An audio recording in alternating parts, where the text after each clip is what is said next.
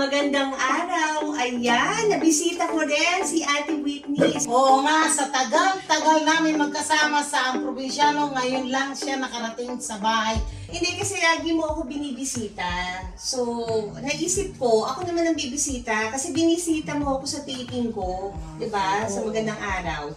So, sabi ko, bakit kaya hindi nang iimbita si Ate Whitney sa bahay niya? Eh kasi pangit yung bahay ko, tignan mo oh. Pero Ate Whit, nakakatuwa kasi konting ayos na lang to. Dahil dati sa ilalim ka ng tulay nakatira. Sa tulay. Tagal akong tumira doon, mga nasa 15 years.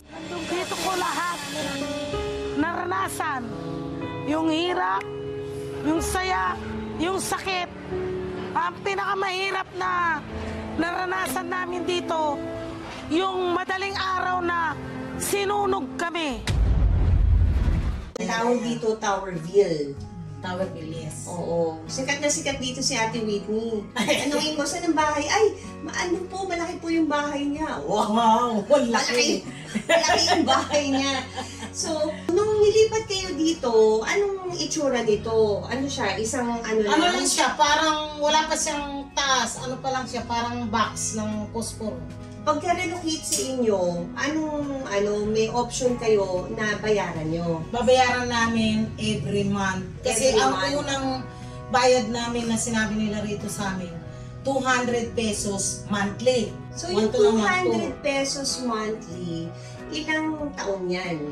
Ano yun, nagbayad ako siguro nasa 4 years yun.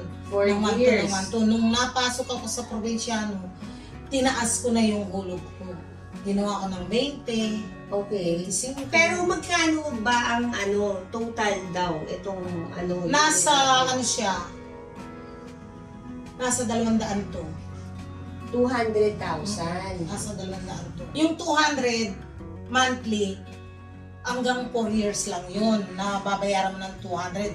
After 4 years, tataas na naman yung hulog mo. Gagawin nilang 500 monthly. So, nabayaran mo na to lahat. May kulang pa ako. Ganun. So, magkano pa daw ang kulang mo dito? Konti na lang daw. Kaya ang hulog ko, Magkano yung konti 500, na 500 yun? na lang. Hindi nila sinabi. Nasa 100 na yung nahulog ko. 100,000 yung nahulog mo. Nahulog. Hindi na masama yun. 200 pesos monthly at 500 pesos monthly. Compare sa nakatira ka sa Ilalim ng sa tulay. ilalim ng tulay, di ba? Dahil merong mabait na nag-sponsor, yung Boysen, ipapapintura natin kung ano. Para bago pumasok ang 2024, bagong pintura na. Bago mag-birthday, bago na ang pintura ko. Oo, ang birthday mo January 1. January 1. Itong situation niya ngayon, at least may bahay siya from tulay, naka-recover siya. May pinag-iipunan siya, may binabayaran siya. Silang dalawa lang po ng nanay niya nakatira dito. Wala po siyang asawa. Aso, Ba't at saka pusa. ba't hindi ka nga pala nag-asawa? Nakalimutan ko. Kinakalimutan ba yun? Oo! Pag puro trabaho ka ng trabaho, makakalimutan mo. Pero may mag-aasawa. i-review po ako, minsan may kausap yung foreigner sa telepono. Ay, hindi na tumatawag yun. Nag-i-English. Sabi ko, what? Hindi nga ako marunong mag-English eh. Social? No, what? Excuse me! Of course not! Ilan taong ka na, Tibit? I-reveal naman natin yung Ano na age siya? mo. 56 na ako. 1966. Alam mo ito si Ate Wit, minsan, pag nasa nasa lock-in taping kami, meron ka bang pa-transfer naman to, bibigyan niya ako ng cash. O sabi ko, akin na lang to, hindi pa-transfer naman to kasi yung kakilala ko walang makain. Hindi, yung inaanak ko kasi, Oo. uli lang lubos na yun. Wala nang nanay, wala nang tatay. Nauna yung tatay, tapos yung nanay, tapos yung kapatid. So, may asawa, so pag kailangan niya ng pera, sa akin siya lumalapit. Mm-mm. Sa akin siya nagchat-chat, may anak. Kaya pag sinabi niyang tita or ninang, walang gatas kong mga bata. Mm-mm. So kahit saan ako, basta may pera ako, Tapos bibigyan niya sa akin yung cash. Matulungin din to si Ate Whitney eh. Pag andito ako sa bahay, wala kang trabaho, Ate Whit. Anong ginagawa mo? nakatihaya dyan sa kama, nanonood ng TV. So, tapos, si nanay mo, anong ginagawa? Dito mo siya, Mm-mm. parang malibang. papakainin yung aso, papakainin yung mga Ilang taon na si nanay? Nasa 73 o 74 na. Oh, talaga? Parang ang lakas-lakas pa niya, no? Nanay, ano? Kasi hindi siya kumakain. Anong name? Elizabeth.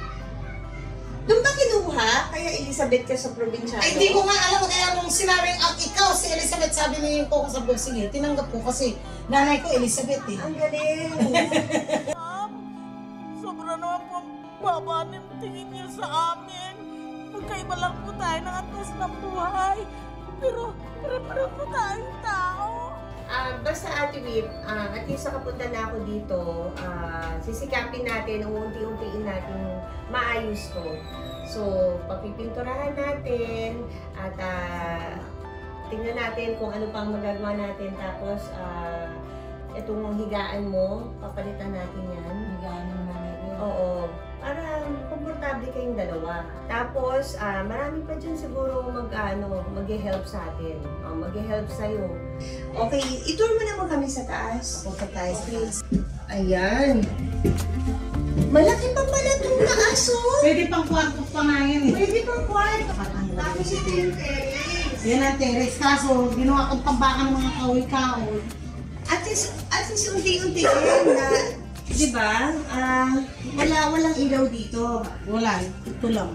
Oo, at least, unahin natin yung baba. Bago taas. Tapos, di ba? Unti-unti. Ano to? Ay, ang laki! Ang laki pa, oh! Hindi lang natapos. Pwede Wala pa siya Pwede ba itong kwarto? Kwarto nga yan. Ito dapat ang kwarto. Dito ako dapat sa taas. Oo, pwede ka dito sa taas. Tapos, sinanay mo dun sa baba. In fairness, appear! Kasi hindi pa tapos. Kailangan talaga trabaho. Oo, di ba? Unti-unti yan kasi pag unti-unting naayos yan, susunod-sunod na yung blessings, di ba? Madali na ito pinturahan. Unti-untiin natin yan.